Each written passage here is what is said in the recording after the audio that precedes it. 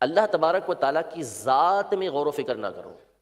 اللہ کی ذات میں غور و فکر نہ کرو۔ اب یہ بنیادی بات ہے، عمومی طور پر ہوتا یہی ہے کہ ہمارے یہاں اسلامی بھائی یا دیگر مسلمان جو ہیں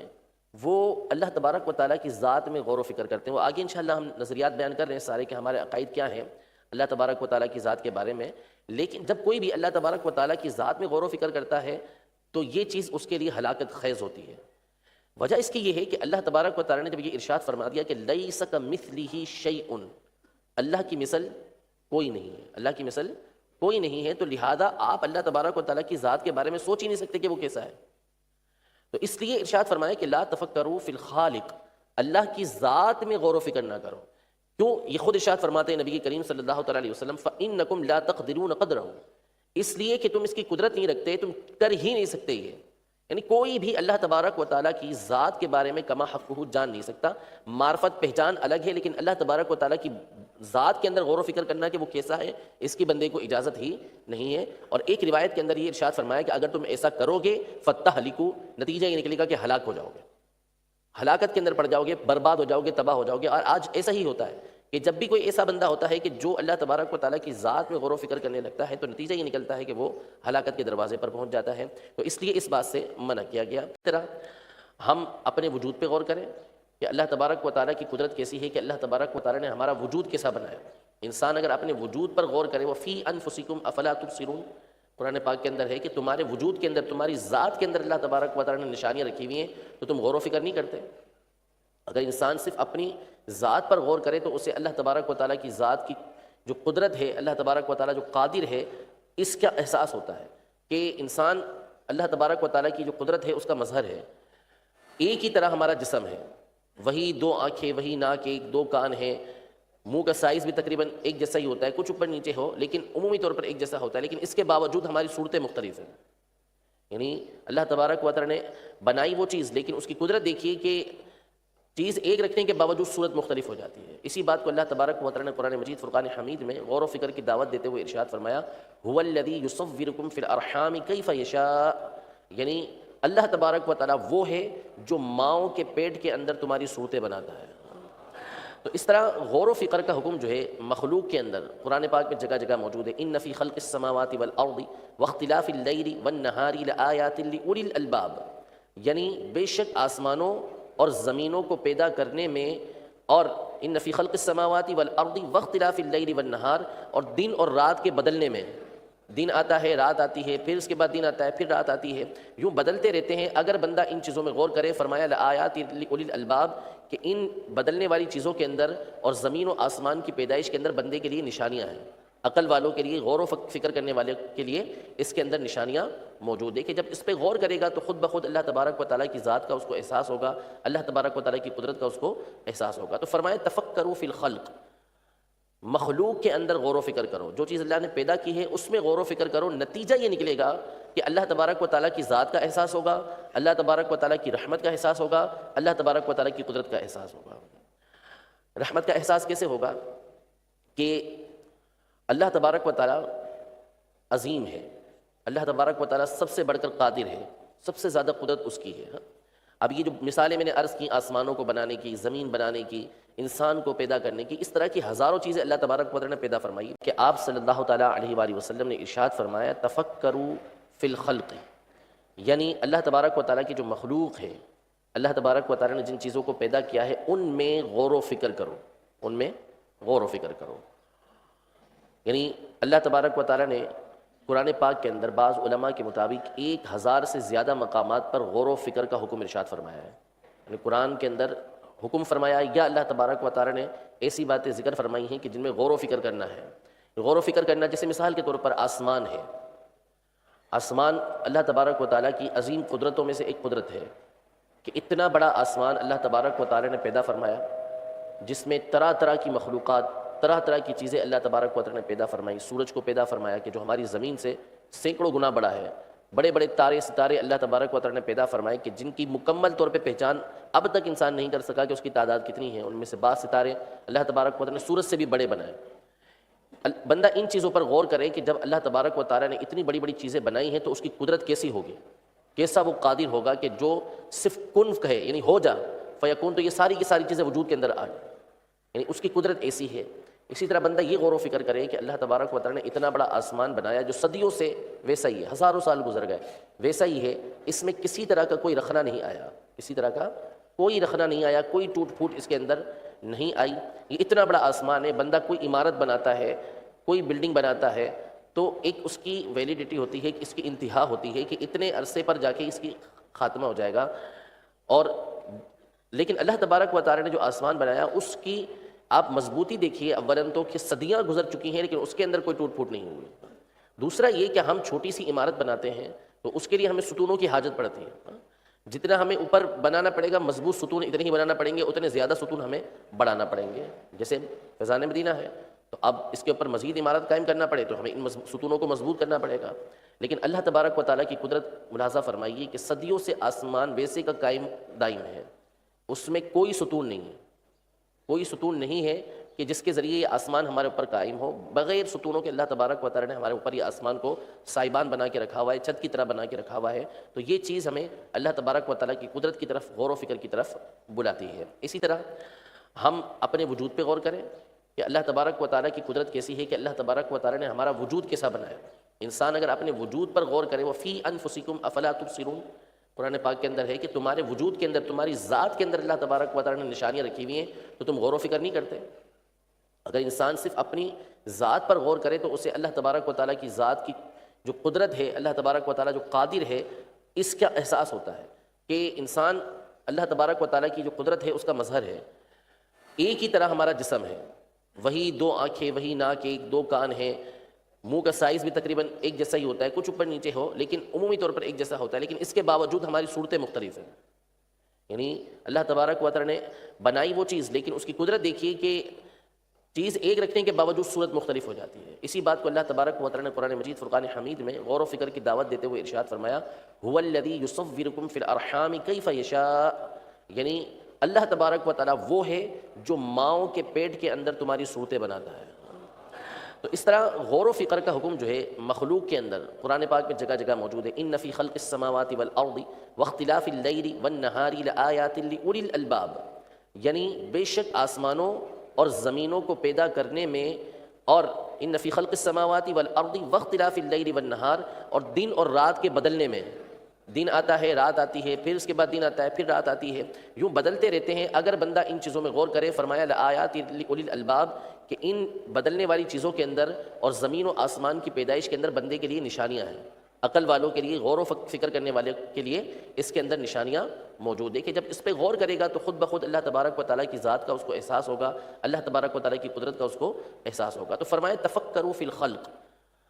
مخلوق کے اندر غور و فکر کرو، جو چیز اللہ نے پیدا کی ہے اس میں غور و فکر کرو، نتیجہ یہ نکلے گا کہ اللہ تبارک و تعالیٰ کی ذات کا احساس ہوگا، اللہ تبارک و تعالیٰ کی رحمت کا احساس ہوگا، اللہ تبارک و تعالیٰ کی قدرت کا احساس ہوگا۔ رحمت کا احساس کیسے ہوگا؟ کہ اللہ تبارک و تعالیٰ عظیم ہے، اللہ تبارک و تعالیٰ سب سے بڑھ کر قادر ہے، سب سے زیادہ قدرت اس کی ہے۔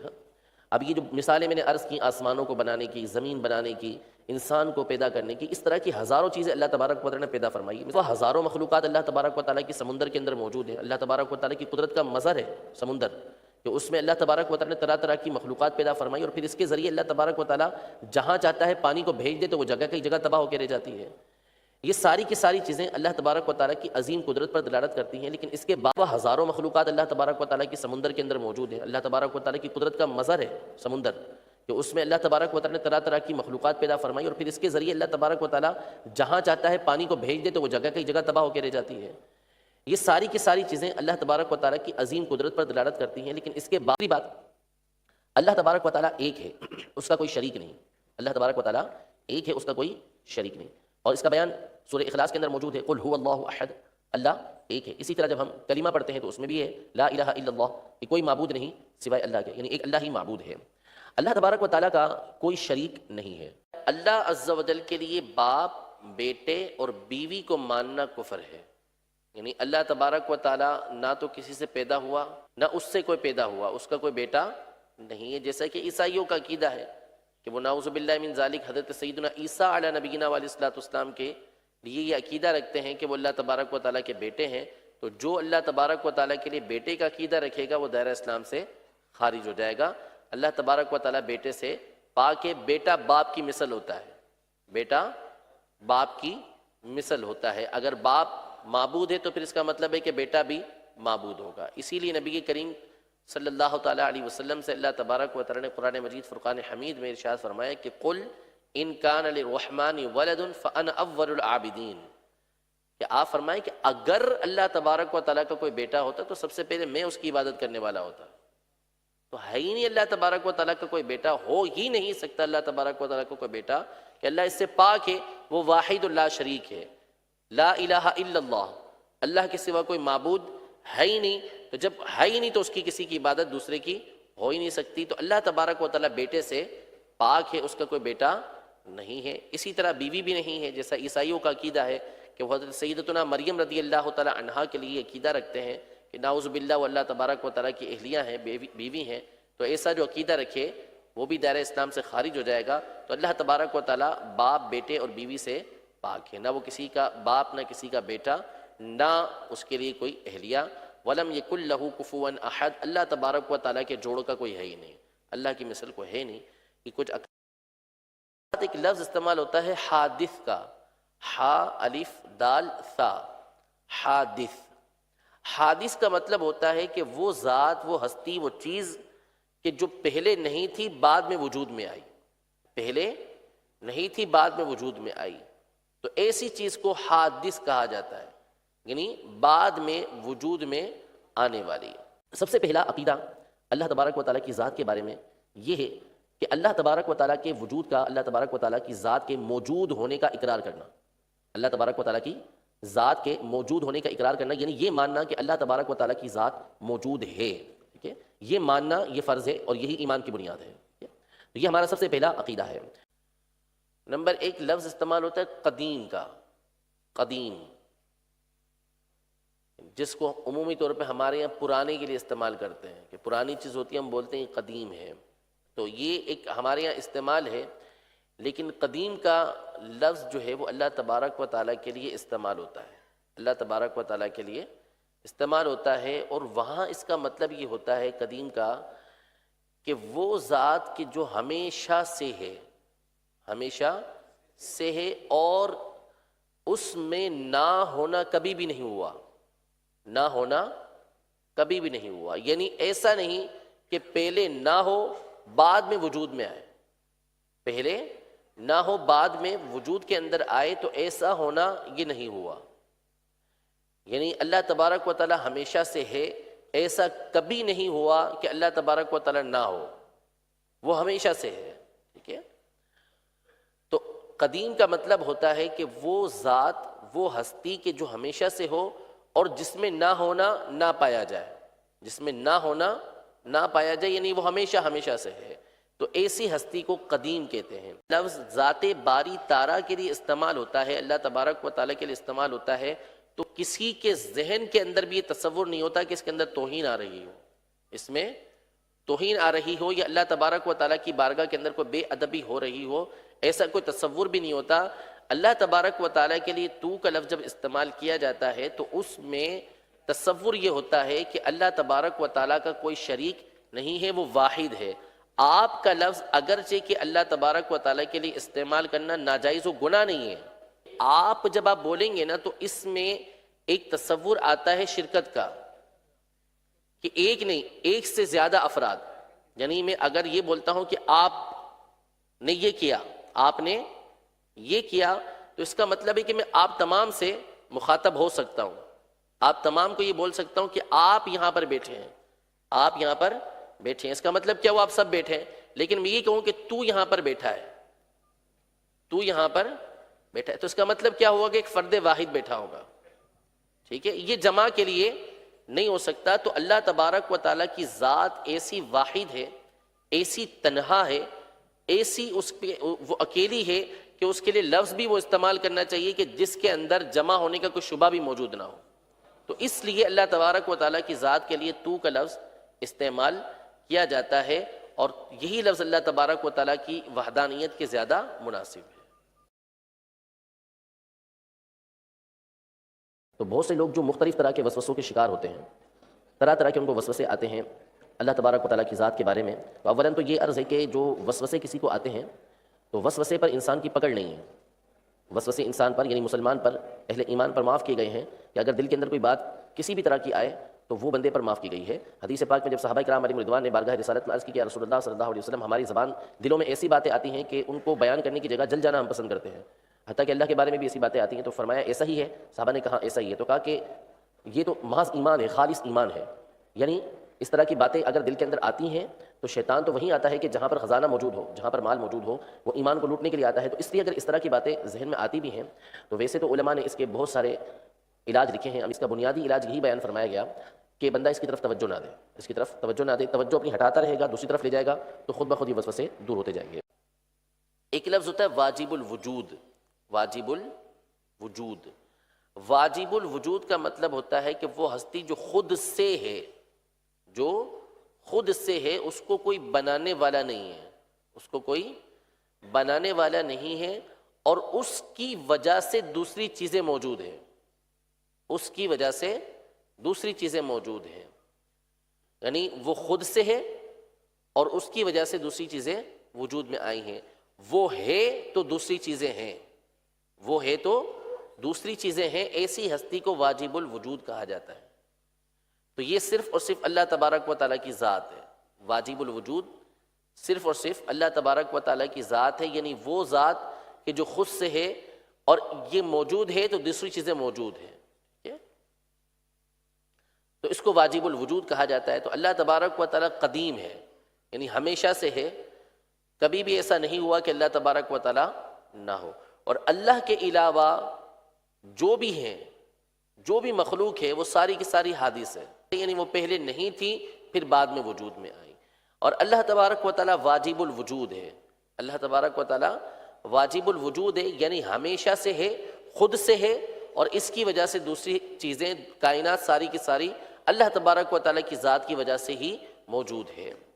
اللہ تبارک و تعالیٰ کی ذات سے متعلق کہ اللہ تبارک و تعالیٰ نے قرآن مجید فرقان حمید میں یہ ارشاد فرمایا سورۃ الشورى کے اندر کہ لیس کمثلہ شیء، اللہ کی مثل کوئی شے نہیں، یعنی اللہ تبارک و تعالیٰ کی طرح کوئی چیز نہیں اور اللہ تبارک و تعالیٰ کسی کی طرح نہیں۔ تو یہ بنیاد ہے اس بات کی کہ اللہ تبارک و تعالیٰ کی مثل کوئی نہیں ہے اور نہ ہی اللہ تبارک و تعالیٰ کسی کی مثل ہے، یعنی اللہ تبارک و تعالیٰ جیسا کوئی نہیں اور اللہ تبارک و تعالیٰ کسی جیسا نہیں ہے۔ یہ بنیادی چیز ہے کہ جس کا ذہن میں ہونا یہ ضروری ہے۔ تیسری صورت ہوتی ہے اللہ تبارک و تعالیٰ کے افعال میں کسی کو شریک ماننا۔ افعال میں شریک ماننے کا مطلب یہ ہے کہ اللہ تبارک و تعالیٰ چیزوں کو پیدا فرمانے والا ہے، مختلف چیزوں کو پیدا فرمانے والا ہے۔ اگر تو کوئی یہ مانتا ہے کہ جس طرح اللہ تبارک و تعالیٰ نے پیدا فرمایا ہے اسی طریقے سے کسی دوسرے نے بھی پیدا فرمایا، یا اللہ تبارک و تعالیٰ جو ہے اکیلا پیدا نہیں کر سکتا تھا، اس کے ساتھ کسی اور نے مل کر پیدا کیا، تو اس صورت میں یہ شرک ہو جائے گا۔ تو افعال کے اندر شرک، یعنی فعل کے اندر، کام کے اندر اللہ تبارک و تعالیٰ کے ساتھ کسی کو شریک ماننا، اس کی بھی اجازت نہیں، یہ بھی کفر و شرک بن جاتا ہے۔ تو ہمارا عقیدہ یہ ہے کہ اللہ تبارک و تعالیٰ ایک ہے، اس کا کوئی شریک نہیں ہے، نہ اس کی ذات کے اندر کوئی شریک ہے، نہ اس کی صفات کے اندر کوئی شریک ہے، نہ اس کے کاموں میں کوئی شریک ہے۔ اور شریک کا مطلب یہ ہے کہ جیسا اللہ تبارک و تعالیٰ کی ذات ہے، جیسی اللہ تبارک و تعالیٰ کی صفات ہیں، ویسا کسی اور کو ماننا یہ شرک کہلاتا ہے۔ اللہ تعالیٰ بے نیاز ہے، کسی کا محتاج نہیں۔ اللہ تعالیٰ بے نیاز ہے، کسی کا محتاج نہیں ہے۔ سورہ اخلاص کے اندر اللہ تبارک و تعالیٰ ارشاد فرماتا ہے قل هو اللہ احد اللہ الصمد،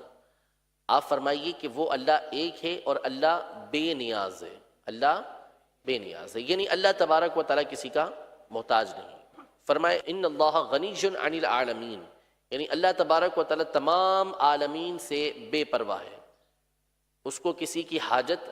نہیں ہے، تمام کے تمام اس کے محتاج ہیں۔ تو اللہ تبارک و تعالیٰ کی ذات وہ ہے کہ جو غنی ہے، یعنی کسی کے محتاج نہیں ہے۔ اللہ تبارک و تعالیٰ کی ذات صمد ہے، وہ بے نیاز ہے، تمام کے تمام لوگ اس کے محتاج ہیں۔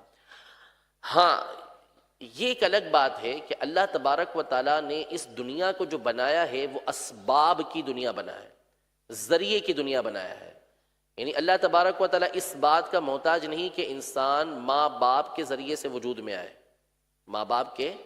ذریعے سے وجود میں آئے، اللہ تبارک و تعالیٰ اس کا محتاج نہیں۔ اور اس بات کا اظہار بھی اللہ تبارک و تعالیٰ نے فرمایا، جیسے حضرت آدم علیہ السلام کو پیدا فرمایا، نہ ان کا کوئی والد نہ ان کی کوئی والدہ، اسی طرح سے اللہ تبارک و تعالیٰ انسان کو پیدا کرنے میں ماں کا محتاج نہیں، جیسے حضرت حوا رضی اللہ تعالی عنہا کو پیدا فرمایا، بغیر ماں کے پیدا فرمایا۔ اسی طرح سے اللہ تبارک و تعالی باپ کا محتاج نہیں پیدا کرنے کے لیے حضرت عیسیٰ علیہ السلام کو بغیر باپ کے پیدا فرمایا۔ تو یعنی اللہ تبارک و تعالی اس بات کا محتاج نہیں کہ انسان کا وجود جو ہے وہ ماں باپ ہی کے ذریعے ہو۔ اللہ تبارک و تعالی بغیر ماں باپ کے پیدا فرما سکتا ہے، لیکن اس دنیا کو اللہ تبارک و تعالی نے اسباب کی، ذریعوں کی دنیا بنایا ہے کہ ذریعے کے ذریعے ہی بندہ، سبب کے ذریعے ہی بندہ دنیا کے اندر آتا ہے۔ ماں باپ نہ ہو تو پھر بندہ دنیا کے اندر نہیں آ سکتا۔ اسی طرح سے اللہ تبارک و تعالی اس بات کا محتاج نہیں کہ ہم روٹی کھائیں پھر اس کے بعد ہی ہماری بھوک ختم ہو۔ ہم اگر ویسے ہی بیٹھے رہیں، اللہ تبارک و تعالیٰ اس بات کی قدرت ہمیں دے دے کہ بغیر کچھ کھائے پیے ہم سالوں زندہ رہ جائیں، ساری زندگی گزار لیں، اور ایسی قدرت اللہ تبارک و تعالیٰ نے اپنے بندوں کو عطا بھی فرمائی، نیک بندوں کو۔ تو یہ اللہ تبارک و تعالیٰ نے قدرت بندوں کو عطا فرما کے اس بات کی طرف ہمیں بتایا کہ اللہ تبارک و تعالیٰ اس بات کا محتاج نہیں ہے کہ تمہیں زندہ رکھنے کے لیے تمہیں روٹی دے ہی دے، وہ چاہے تو بغیر کھانے کے بھی تمہیں زندہ رکھ سکتا ہے، لیکن اللہ تبارک و تعالیٰ سبب کو پسند کرتا ہے، ذریعے کو پسند کرتا ہے۔ تو اس لیے کائنات میں مختلف کام اللہ تبارک و تعالیٰ نے مختلف ہستیوں کو دیے ہیں۔ سورہ نازعات میں اللہ تبارک و تعالیٰ ارشاد فرماتا ہے فَالْمُدَبِّرَاتِ أَمْرًا، فَالْمُدَبِّرَاتِ أَمْرًا، ان جانوں کی قسم کہ جو کائنات کے کام بناتے ہیں، ان جانوں کی قسم جو کائنات کے کام بناتی ہیں۔ اب یہ مدبرات کا مطلب ہوتا ہے تدبیر کرنے والی، کام بنانے والی۔ تو ان سے کیا مراد ہے؟ مفسرین نے اس آیت کے تحت یہ لکھا ہے کہ اس سے مراد فرشتے ہیں، اس سے مراد فرشتے ہیں، کہ کائنات کے اندر جو ہے وہ کام بنانے والے یعنی فرشتے۔ تو اللہ تبارک و تعالیٰ نے مختلف فرشتوں کو مختلف کام دیے، جیسے سیدنا جبریل علیہ السلام، ان کا کام ہے کہ انبیاء کرام علیہ السلام کے پاس وحی لے کر جائیں، اللہ کا پیغام لے کر جائیں۔ اللہ تبارک و تعالیٰ اس بات کا محتاج نہیں کہ جبریل امین کے ذریعے ہی وحی بھیجے، وہ بغیر جبریل امین کے بھی وحی بھیج سکتا ہے، اور بھیجتا تھا اپنے انبیاء کرام علیہ السلام پر۔ تو انبیاء کرام علیہ السلام تک پیغام پہنچانے کے لیے اللہ تبارک و تعالیٰ جبریل امین کا محتاج نہیں، لیکن اس کا طریقہ کار یہ ہے، ایک طریقہ کار اللہ تبارک و تعالیٰ کا یہ ہے کہ وہ جبریل امین علیہ السلام کے ذریعے انبیاء کرام علیہ السلام تک وحی کو پہنچاتا رہا۔ اسی طرح اللہ تبارک و تعالیٰ نے حضرت سیدنا اسرافیل علیہ السلام کے ذمے کی کام لگائے کہ وہ بارش برساتے ہیں،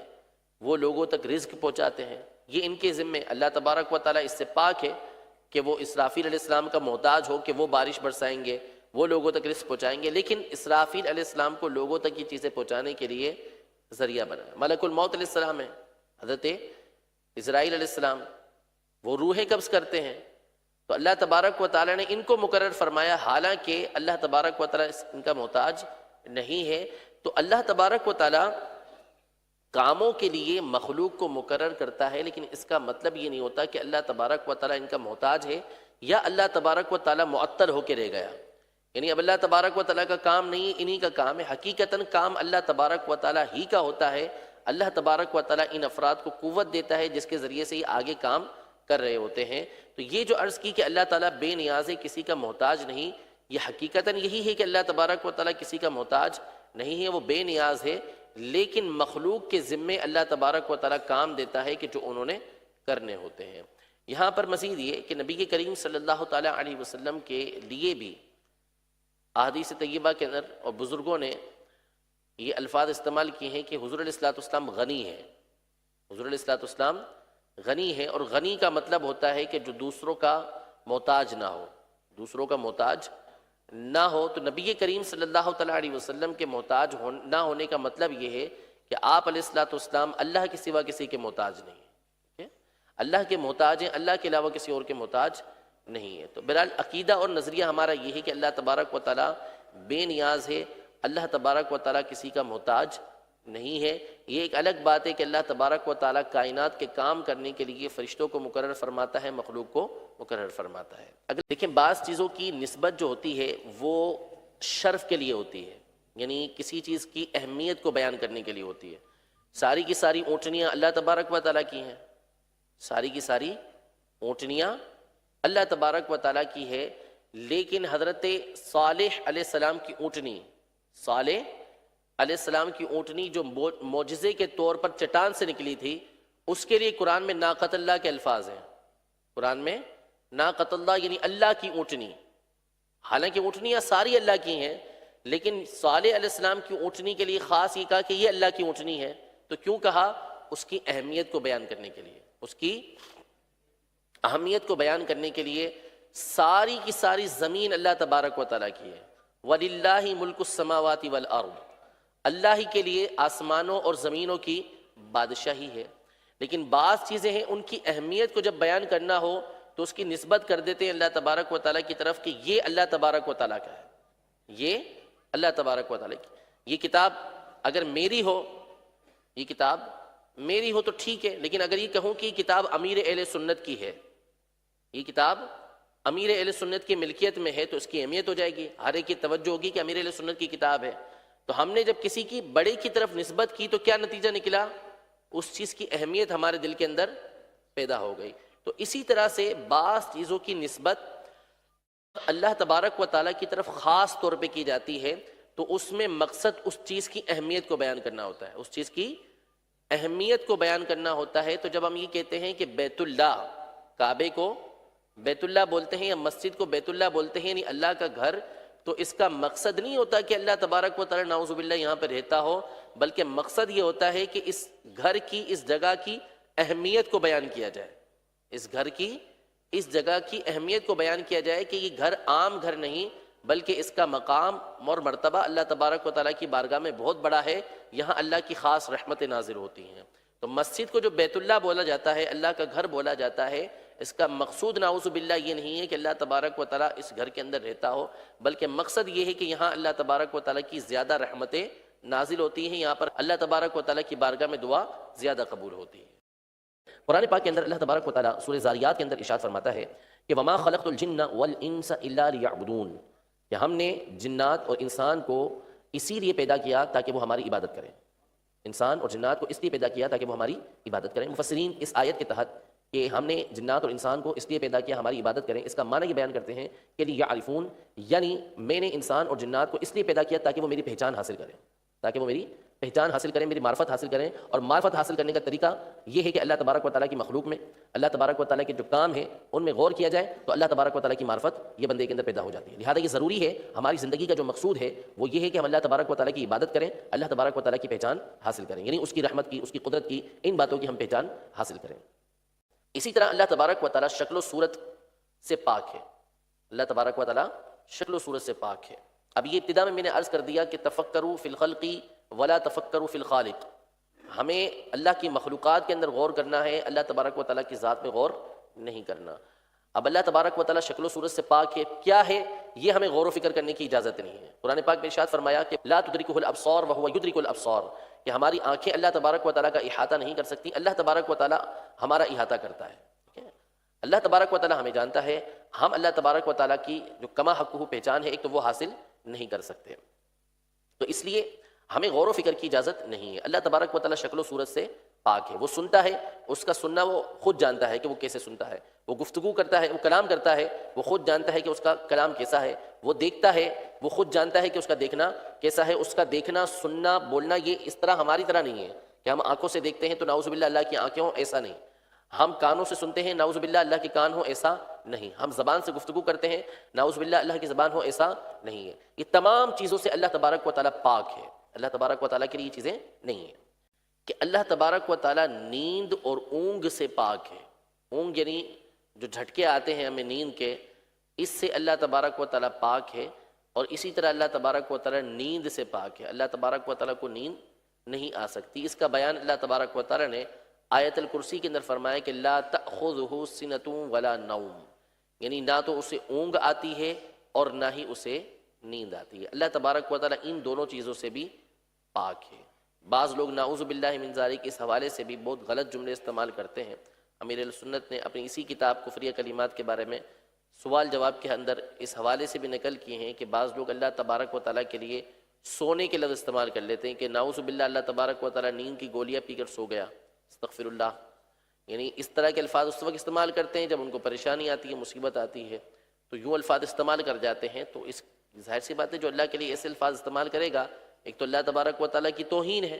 دوسرا اللہ تبارک و تعالیٰ کی جو آیت موجود ہے کہ جس میں ارشاد فرمایا لا تأخذہ سنۃ ولا نوم، کہ اللہ تبارک و تعالیٰ اونگ سے، نیند سے، ہر چیز سے پاک ہے. دیکھیں اللہ کو میاں نہیں کہہ سکتے، اس کی اجازت نہیں ہے. میاں اصل میں مختلف معنی کے لیے استعمال ہوتا ہے. میاں کا ایک مطلب مشہور ہے ہمارے یہاں پر، میاں بھی شوہر کو بولتے ہیں، میاں بیوی. تو اللہ تبارک و تعالیٰ کے لیے ایسا لفظ استعمال نہیں کر سکتے. اسی طرح اللہ تبارک و تعالیٰ کی صفات میں، صفات یعنی جیسے سننا ہے، دیکھنا ہے، بولنا ہے، یا کوئی کام کرنا ہے، تو جو صفات ہوتی ہیں بندے کی، دیکھنے کی صفات ہو گئی، سننے کی صفات ہو گئی، کوئی کام کرنا ہو گیا، ان کو صفات بولتے ہیں. اگر ان صفات میں کوئی کسی کو اللہ کی مثل مانتا ہے، اللہ کی طرح مانتا ہے، مثال کے طور پر جس طرح اللہ تبارک و تعالیٰ خود سے سنتا ہے، اس کو کسی نے سننے کی طاقت نہیں دی. ٹھیک ہے، اگر کوئی کسی کے بارے میں یہ عقیدہ رکھتا ہے کہ وہ بھی خود سے سنتا ہے، اس کو کسی نے قدرت نہیں دی، اللہ تبارک و تعالیٰ نے بھی اس کو قدرت نہیں دی، تو ایسا شخص دائرہ اسلام سے خارج ہو جائے گا. ٹھیک ہے، یعنی اللہ تبارک و تعالیٰ کی صفات کی طرح کسی اور کے لیے صفت کو تسلیم کرنا. مثال کے طور پر قرآن مجید فرقان حمید میں اللہ تبارک و تعالیٰ ارشاد فرماتا ہے انہ هو السمیع البصیر، کہ اللہ تبارک و تعالیٰ سننے والا ہے، دیکھنے والا ہے. سمیع مانے سننے والا، بصیر مانے دیکھنے والا. ٹھیک ہے، اللہ نے اپنی ذات کے لیے ارشاد فرمایا کہ انہ هو السمیع البصیر، کہ اللہ ہی سننے والا اور دیکھنے والا ہے. لیکن اسی بات کو اللہ تبارک و تعالیٰ نے سورۃ الدہر کے اندر یوں ارشاد فرمایا کہ فجعلناہ سمیعا بصیرا، یعنی ہم نے انسان کو سمیع اور بصیر بنایا، انسان کو سمیع اور بصیر بنایا. تو ایک مقام پر اللہ تبارک و تعالیٰ اپنی ذات کے لیے ارشاد فرما رہا ہے کہ اللہ تبارک و تعالیٰ سننے والا ہے، اللہ تبارک و تعالیٰ دیکھنے والا ہے. یہ بات اللہ تبارک و تعالیٰ نے اپنی ذات کے لیے بیان فرمائی. اور دوسرے مقام پر اللہ تبارک و تعالیٰ نے انسان کے لیے یہ بیان فرمایا کہ ہم نے انسان کو سننے والا اور دیکھنے والا بنایا. اور ظاہر ہے کہ ہم سب سنتے ہیں، ہم سب دیکھتے ہیں. ٹھیک ہے نا، یعنی اکثریت جو لوگوں کی ہے وہ سنتی دیکھتی ہے، سوائے وہ کہ جن کو اللہ تبارک و تعالیٰ نے کسی خاص حکمت کی وجہ سے یہ نعمت عطا نہیں فرمائی. تو اب ان دونوں میں فرق یہ ہے کہ اگر کوئی شخص یہ عقیدہ اور نظریہ رکھے کہ انسان کا سننا اور دیکھنا یہ اللہ تبارک و تعالیٰ کے سننے اور دیکھنے کی طرح ہے، تو یہ پھر اس صورت میں شرک کا مرتکب ہو جائے گا، کیونکہ اس نے اللہ تبارک و تعالیٰ کے ساتھ کسی کو شریک مانا، اللہ تبارک و تعالیٰ کی صفات جیسی دوسروں کے لیے صفات مانی. اور یہ عقیدہ اور نظریہ رکھتا ہے کہ اللہ تبارک و تعالیٰ خود سے سننے والا ہے، اس کو کسی نے سننے کی قدرت نہیں دی، اور بندے کو جو سننے اور دیکھنے کی قدرت حاصل ہوئی ہے وہ اللہ تبارک و تعالیٰ کی دینے سے حاصل ہوئی ہے. تو یہ شرک کا دروازہ بند ہو جاتا ہے. مذاق کے اندر بعض اوقات استعمال کرتے ہیں کہ جس کی عمر لمبی ہو جائے، بہت لمبی ہو جائے، تو اس کے بارے میں کہتے ہیں کہ فلاں مرتا ہی نہیں، شاید اللہ تعالیٰ اسے بھول گیا. یہ جملہ استعمال کرنا بھی کفر ہے. کہ اللہ تعالیٰ سمیع اور بصیر ہے، اللہ تعالیٰ سمیع اور بصیر ہے، یعنی سننے والا اور دیکھنے والا ہے. اب اس کی وضاحت میں نے کر دی آپ کے سامنے کہ اللہ تبارک و تعالیٰ کس طرح سننے والا ہے، کس طرح دیکھنے والا ہے. وہ ہمیشہ سے سننے والا ہے، ہمیشہ سے وہ دیکھنے والا ہے. لیکن اس کا سننا دیکھنا وہ خود جانتا ہے کہ وہ کیسے سنتا ہے، کیسے دیکھتا ہے. اور انسان کو جو اس نے سننے والا بنایا ہے تو وہ اللہ تبارک و تعالیٰ کی قدرت ہے، اللہ تبارک و تعالیٰ کے دیے سے ہے. انسان خود سے سن دیکھ نہیں سکتا، اللہ تبارک و تعالیٰ کی دی ہوئی قدرت سے دیکھ سکتا ہے اور سن سکتا ہے. یہاں پر آگے بڑھنے سے قبل یہ میں وضاحت کرتا چلوں کہ بعض لوگ اس حوالے سے بڑے پریشان ہوتے ہیں کہ بعض لفظ ہوتے ہیں مشترک لفظ ہوتے ہیں، یعنی کہ مختلف افراد کے لیے وہ استعمال ہوتے ہیں، مختلف چیزوں کے لیے استعمال ہوتے ہیں. جیسے عربی زبان کے اندر ایک لفظ استعمال ہوتا ہے عین کے نام سے، عین، یعنی جو عین غین ہم پڑھتے ہیں نا، تو اس میں ایک لفظ ہے عین. یہ عین کے مختلف معنی ہوتے ہیں. عین چشمے کو بھی بولتے ہیں، پانی کا جو چشمہ ہوتا ہے اس کو بھی بولتے ہیں. عین سورج کو بھی بولتے ہیں. عین جو ہمارا جسم ہے، ہماری ذات ہے، اس کو بھی بولتے ہیں عین. مختلف معنی اس کے موجود ہیں عین کے، تو اس کو مشترک لفظ بولتے ہیں. لفظ مشترک ہے یہ، یعنی مختلف چیزوں کے لیے لفظ استعمال ہوتا ہے. تو بعض لوگوں کو پریشانی یہ ہوتی ہے کہ ایک لفظ اللہ تبارک و تعالیٰ کی ذات کے لیے استعمال ہوا تو اب یہ سمجھتے ہیں کہ اس لفظ کا استعمال کسی اور کے لیے منع ہو گیا. یعنی کوئی بھی لفظ جب اللہ تبارک و تعالیٰ کی ذات کے لیے استعمال ہو گیا تو اب ان کے نزدیک اس لفظ کا استعمال دوسروں کے لیے ممنوع ہو جاتا ہے. ایسا ہرگز نہیں ہے، ایسا ہرگز نہیں ہے. جیسے مثال کے طور پر ہم داتا صاحب رحمۃ اللہ تعالیٰ علیہ بولتے ہیں تو بعض لوگوں کو وسوسہ گزرتا ہے کہ داتو تو اللہ تبارک و تعالیٰ کی ذات ہے. ہم غوث اعظم بولتے ہیں تو بعضوں کو وسوسہ گزرتا ہے کہ غوث تو اللہ تبارک و تعالیٰ کی ذات ہے، غوث نہیں مدد کرنے والا، ٹھیک ہے۔ اسی طرح ہم نبی کریم صلی اللہ علیہ وسلم کے لیے مشکل کشا کے لفظ استعمال کرتے ہیں یا کسی اور کے لیے مشکل کشا کے لفظ استعمال کرتے ہیں، تو اس صورت میں بعض کو وسوسہ گزرتا ہے کہ یہ تو مشکل کشا تو اللہ کی ذات ہے، ٹھیک ہے، مولا تو اللہ تبارک و تعالیٰ کی ذات ہے۔ تو اس پر انشاءاللہ تبارک و تعالیٰ مستقل ہمارا بیان ہے غیر اللہ سے مدد مانگنے کے حوالے سے، اس پہ تفصیل آئے گی۔ اتنی بات عرض کر دوں کہ لفظ کا مشترک ہونا، یعنی ایک جیسے لفظ کا ہونا، ایک ہی لفظ کا ہونا اور مختلف لوگوں کے لیے اس کو استعمال کرنا، اس میں کوئی مسئلہ نہیں ہے۔ اگر غوث اللہ تبارک و تعالیٰ کی ذات ہے، غوث اللہ تبارک و تعالیٰ کی ذات ہے، تو یہ لفظ دوسری مخلوق پر بھی بولا جا سکتا ہے۔ اگر صرف لفظ کے استعمال کی وجہ سے، لفظ کے استعمال کی وجہ سے کسی اور کو غوث بولنا منع ہو جائے تو پھر کسی کو بھی مومن کہنا درست نہیں رہے گا، کسی کو بھی مومن کہنا درست نہیں رہے گا۔ ہم سارے کے سارے مومن ہیں۔ اللہ تبارک و تعالی نے سورۃ الحشر میں اپنے لیے مومن کا لفظ استعمال فرمایا کہ اللہ مؤمن ہے، المؤمن۔ تو اگر اس بات کو تسلیم کر لیا جائے، اس قاعدے کو تسلیم کر لیا جائے کہ جو لفظ اللہ تبارک و تعالیٰ کی ذات کے لیے استعمال ہو گیا اب وہ کسی اور کے لیے استعمال نہیں ہو سکتا، کوئی بھی لفظ ہو، تو اس صورت میں تو پھر دوسرے کو مومن کہنا ہی غلط ہو جائے گا کہ اللہ تبارک و تعالیٰ نے اپنی ذات کے لیے مومن کے لفظ استعمال کیے ہیں، اپنے لیے مومن کہا ہے، تو پھر دوسروں کو مومن نہیں کہہ سکتے۔ تو یہاں پر بنیادی چیز یہ ہے کہ اللہ تبارک و تعالیٰ کے لیے جب کوئی لفظ استعمال ہوتا ہے تو وہ اس کا حقیقی معنی ہوتا ہے، یعنی یہ حقیقتاً اسی کے لیے ہے۔ جیسے سمیع اور بصیر، سمیع اور بصیر، میں نے قرآن کی آیت آپ کے سامنے بیان کی، سورہ بنی اسرائیل کی پہلی آیت ہے اِنَّهُ هُوَ السَّمِيعُ الْبَصِيرُ، کہ اللہ ہی سننے والا اور اللہ ہی دیکھنے والا ہے۔ اب اگر ہم یہ کہہ دیں کہ چونکہ اللہ سننے والا ہے تو کیا دوسرے کو سننے والا کہہ سکتے ہیں؟ دوسرے کو سننے والا کہہ سکتے نہیں کہہ سکتے؟ ابھی کوئی کہنے لگے چونکہ اللہ سننے والا ہے اس لیے دوسرے کو سننے والا نہیں کہہ سکتے، تو ظاہر سی بات ہے کہ یہ بات غلط ہو جائے گی۔ قرآن پاک میں خود اللہ تبارک و تعالیٰ نے یہ ارشاد فرما دیا فَجَعَلْنَاهُ سَمِيعًا بَصِيرًا، کہ ہم نے انسان کو سننے والا اور دیکھنے والا یہ بنایا ہے۔ تو بات یہ ہوتی ہے کہ جب اللہ تبارک و تعالیٰ کے لیے کوئی لفظ استعمال کیا جاتا ہے، کوئی صفت استعمال کی جاتی ہے، تو اس کا مطلب ہوتا ہے کہ وہ حقیقتاً اللہ تبارک و تعالیٰ ہی کے لیے ہے، اور جب دوسرے کے لیے استعمال ہوگی تو اس کا معنی ہوگا کہ یہ اللہ تبارک و تعالیٰ کے دیے سے ہے، اللہ تبارک و تعالیٰ کی قدرت سے ہے۔ اب وہ چاہے کوئی لفظ ہو، ہاں بعض لفظ ہیں کہ وہ صرف اور صرف اللہ تبارک و تعالیٰ کی ذات کے لیے استعمال ہوتے ہیں، جیسے لفظ اللہ ہے، لفظ اللہ ہے کہ اس کا ذاتی نام ہے، اس کا ذاتی نام ہے، یہ کسی اور کو رکھنے کی اجازت نہیں ہے۔ اسی طرح اللہ تبارک و تعالیٰ مکان سے پاک ہے، اللہ تبارک و تعالیٰ مکان سے پاک ہے، جگہ سے پاک ہے۔ وجہ اس کی یہ ہے کہ اللہ تبارک و تعالیٰ مکان سے کیوں پاک ہے؟ وجہ یہ ہے کہ مکان یہ جگہ کو بولتے ہیں، مکان جگہ کو بولتے ہیں۔ نمبر ایک پہلی بات یہ ہے کہ اللہ تبارک و تعالیٰ کی ذات، اس کی صفات کے علاوہ ہر چیز بعد میں ہوئی، ہر چیز بعد میں ہوئی، وہ پیدا ہوئی، چاہے وہ ہمیں نظر آئے چاہے نظر نہ آئے۔ تو اللہ تبارک و تعالیٰ کی ذات پہلے ہے، زمانہ اور مکان بعد میں ہے، جگہ بعد میں ہے، اللہ تبارک و تعالیٰ کی ذات پہلے سے ہے۔ تو جب کوئی جگہ نہیں تھی، جب کوئی مکان نہیں تھا، کوئی جگہ نہیں تھی، اللہ تبارک و تعالیٰ اس وقت بھی ہے، اس وقت بھی تھا، اب بھی ہے۔ تو اللہ تبارک و تعالیٰ قدیم ہے، پہلے ہے، اور مکان کیا ہے؟ بعد میں ہے۔ لہذا اللہ تبارک و تعالیٰ کے لیے مکان کو، جگہ کو ثابت نہیں کیا جا سکتا۔ دوسری بات یہ کہ دیکھیں ہم کہیں بھی ہوں گے، کسی بھی جگہ میں ہوں گے، تو وہ جگہ ہمارا مکان کہلائے گی۔ میں یہاں بیٹھا ہوا ہوں تو یہ کرسی میرے لیے مکان ہے، مکان یعنی جہاں میں بیٹھ گیا، جہاں میں نے سکونت اختیار کر لی، جہاں پر میں موجود ہوں۔ اب یہ میں کرسی پر بیٹھا ہوا ہوں تو کرسی کی جو چوڑائی ہے یہ مجھ سے بڑھ کر ہے، اس کا احاطہ، اس نے مجھے کیا ہوا، گھیرا ہوا اس چوڑائی نے مجھے، تو اس کا مطلب یہ ہوا کہ یہ چوڑائی مجھ سے بڑھ کر ہے۔ ہم سب فیضان مدینہ کے اندر موجود ہیں، تو یہ فیضان مدینہ ہم سب کو اپنے احاطے میں لیا ہوا ہے، گھیرے کے اندر لیا ہوا ہے، تو اس کا مطلب کیا ہوا، فیضان مدینہ ہم سب سے بڑھ کر ہے۔ دوسری بات یہ ہو سکتی ہے کہ جس جگہ ہم بیٹھے بالکل پیک ہو گئے اور وہ جگہ اور بیٹھنے والا برابر ہو گیا، کھڑا ہونے والا برابر ہو گیا، جو جہاں پر ہے وہ جگہ اس کے برابر ہو گئی۔ تو جہاں بندہ موجود ہوگا، کوئی چیز موجود ہوگی، تو وہ جگہ یا تو اس سے بڑھ کر ہوگی یا اس کے برابر ہوگی۔ اللہ تبارک و تعالیٰ کی نہ تو کوئی برابر ہے نہ کوئی اللہ تبارک و تعالیٰ سے بڑھ کر ہے۔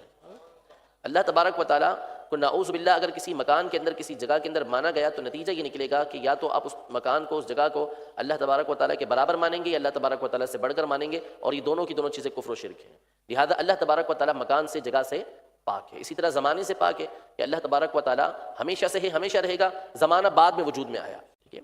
اولاً تو شرک کا معنی سماعت فرما لیجیے کہ شرک کہتے کس کو ہیں۔ شرک کا مطلب یہ ہے کہ جیسی اللہ تبارک و تعالیٰ کی ذات ہے، جیسی اللہ تبارک و تعالیٰ کی ذات ہے ویسا کسی اور کو ماننا، جیسے اللہ تبارک و تعالیٰ ہمیشہ سے ہے، ہمیشہ رہے گا۔ اگر کوئی شخص کسی کے لیے ایسا مانتا ہے کہ وہ ہستی ہمیشہ سے ہے، یعنی جیسے اللہ ہمیشہ سے ہے ویسے ہی وہ ہستی بھی ہمیشہ سے ہے، تو ایسا شخص یہ شرک کا مرتکب ہوگا۔ یعنی جیسا اللہ ہے ویسا بندے کو مانے تو وہ شرک کا مرتکب ہے۔ اللہ ہمیشہ سے زندہ ہے، خود سے زندہ ہے، اس کو کوئی پیدا کرنے والا نہیں ہے۔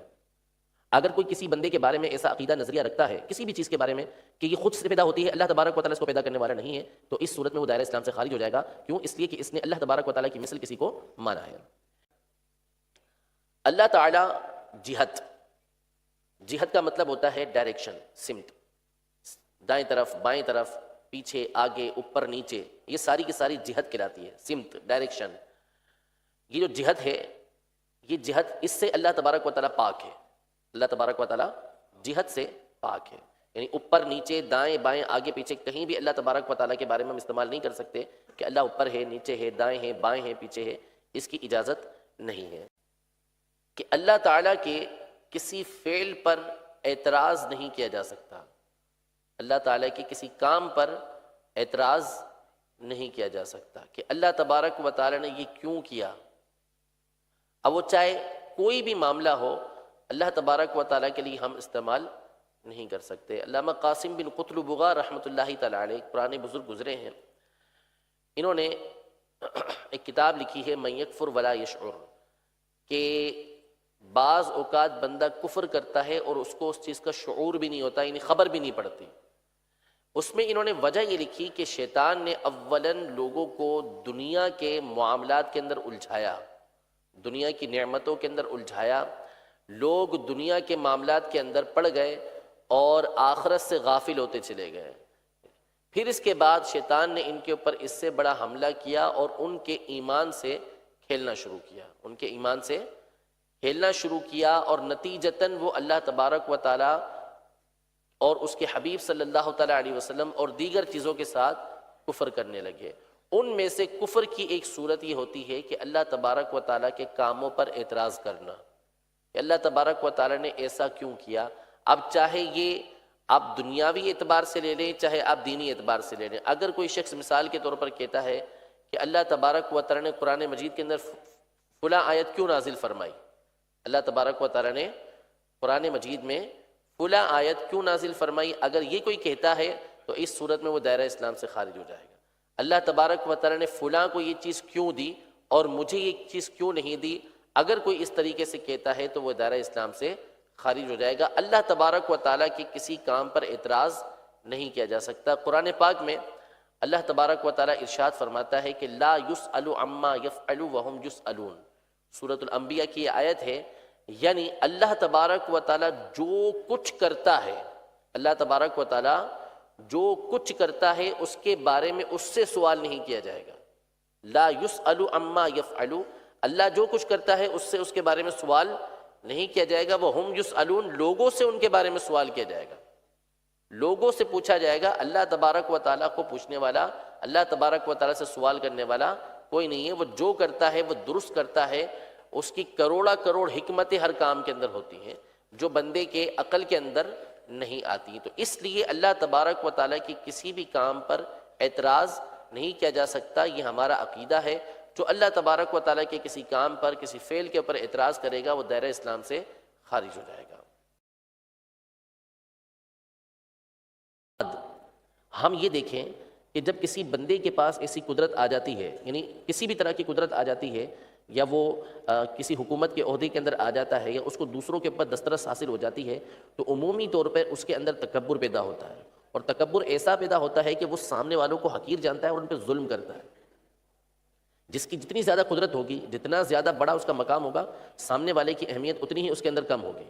عمومی طور پر ایسا ہوتا ہے، لیکن ہم غور کریں کہ ہمارا رب عز و جل وہ بادشاہ ہے کہ دنیا کے بادشاہ، دنیا کے عہدیدار تو وہ ہوتے ہیں کہ جنہوں نے ایک دن مرنا ہوتا ہے، ان کا عہدہ ختم ہو سکتا ہے، لیکن اللہ تبارک و تعالیٰ مرنے سے پاک ہے۔ اللہ تبارک و تعالیٰ ہمیشہ سے ہے، ہمیشہ رہنے والا ہے، اور اس کی قدرت کبھی ختم نہیں ہو سکتی۔ ہاں، لیکن اس کے باوجود اللہ تبارک و تعالیٰ ارحم الراحمین ہے۔ اللہ تبارک و تعالیٰ ارحم الراحمین ہے، تمام لوگوں سے بڑھ کر رحم فرمانے والا ہے۔ تو یہ بات ہمیں متوجہ کرتی ہے اللہ تبارک و تعالیٰ کی رحمت کی طرف، کہ اللہ تبارک و تعالیٰ اتنا عظیم ہونے کے باوجود اتنی زیادہ بندوں پر رحمت فرماتا ہے، تو یہ بندے کے دل کے اندر خوشی داخل کرتی ہے کہ میں ایک ایسے خالق کا بندہ ہوں، میں اپنے رب کا بندہ ہوں کہ وہ رب باوجود قادر ہونے کے مجھ پر مہربان ہے۔ یہ ان چیزوں پر بندہ جب غور و فکر کرے گا تو اللہ تبارک و تعالیٰ کی رحمت اس کے دل کے اندر پیدا ہوگی، اللہ تبارک و تعالیٰ کی اہمیت، اللہ تبارک و تعالیٰ کی ذات کی اہمیت اس کے دل کے اندر پیدا ہوگی۔ ارشاد فرمائے تفکروا فی الخلق، اللہ کی مخلوق کے اندر غور و فکر کرتے رہو، تو تمہارے دل کے اندر جو ہے وہ نتیجہ میں بیان کر رہا ہوں، نتیجہ یہ نکلے گا کہ تمہارے دل کے اندر یہ باتیں پیدا ہوں گی۔ روزی دینے والا یا انصاف کرنے والا اوپر بیٹھا ہے، یعنی بعض اوقات یہ بڑے تفاخر کے ساتھ اور گویا کہ اپنے توکل کے اظہار کے لیے جملہ استعمال کیا جاتا ہے کہ جب کسی سے کہا جائے کہ تم پریشان ہو جاؤ گے، یہ کرو گے، کام کہاں کرو گے، تو کہے گا روزی دینے والا اوپر بیٹھا ہے۔ تو وہ گویا کہ اللہ تبارک و تعالیٰ کے اوپر اپنے توکل کا اظہار کر رہا ہوتا ہے، لیکن بولتے بولتے جملہ غلط بول گیا کہ اللہ تبارک و تعالیٰ کے لیے اولاً تو بیٹھنے کا لفظ ہی استعمال نہیں کر سکتے۔ اللہ تبارک و تعالیٰ بیٹھنے سے پاک ہے، بیٹھتا وہ ہے کہ جس کا کوئی جسم ہو، بیٹھتا وہ ہے جس کا کوئی جسم ہو، اللہ تبارک و تعالیٰ اس سے پاک ہے۔ نمبر دو، اس میں اللہ تبارک و تعالیٰ کے لیے ڈائریکشن، جہت کو ثابت کیا گیا کہ اللہ تبارک و تعالیٰ اوپر ہے، اور اللہ تبارک و تعالیٰ کو اوپر ماننا یعنی اللہ تبارک و تعالیٰ کا نعوذ باللہ کوئی اوپر گھر ہے، جیسا کہ بعض لوگ اس طرح اپنے بچوں کو سمجھاتے بھی ہیں، تو یہ کفر ہے۔ ہاں، یہ ایک الگ بات ہے کہ بعض اوقات یہ جملہ استعمال کیا جاتا ہے اوپر والا، اوپر والا یہ جملہ استعمال کیا جاتا ہے، تو اس کو بھی استعمال کرنے سے علماء نے منع فرمایا۔ ہاں، اگر کسی کی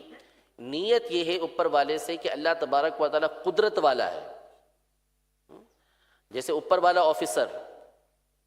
اوپر والا آفیسر ہم بولتے ہیں نا کہ جس کا جتنا گریڈ بڑا ہوگا اس کو ہم اوپر والا بولتے ہیں، اس لحاظ سے کہ اس کی قدرت زیادہ ہے، اس کی قدرت زیادہ ہے۔ اس نیت سے اگر کسی نے اوپر والا بولا تو اس میں کفر نہیں بنے گا، اس لحاظ سے کفر نہیں بنے گا، لیکن اس جملے کو استعمال کرنے سے منع کیا جائے گا کہ اللہ تبارک و تعالیٰ کے لیے ایسا جملہ استعمال نہ کیا جائے۔ اور اگر اوپر والے سے مراد، جیسا کہ عمومی طور پر ہمارے یہاں پر یہی لیا جاتا ہے کہ اللہ تبارک و تعالیٰ کا نعوذ باللہ گھر اوپر ہے یا وہ اوپر رہتا ہے، تو اس صورت میں یہ کفر ہو جائے گا۔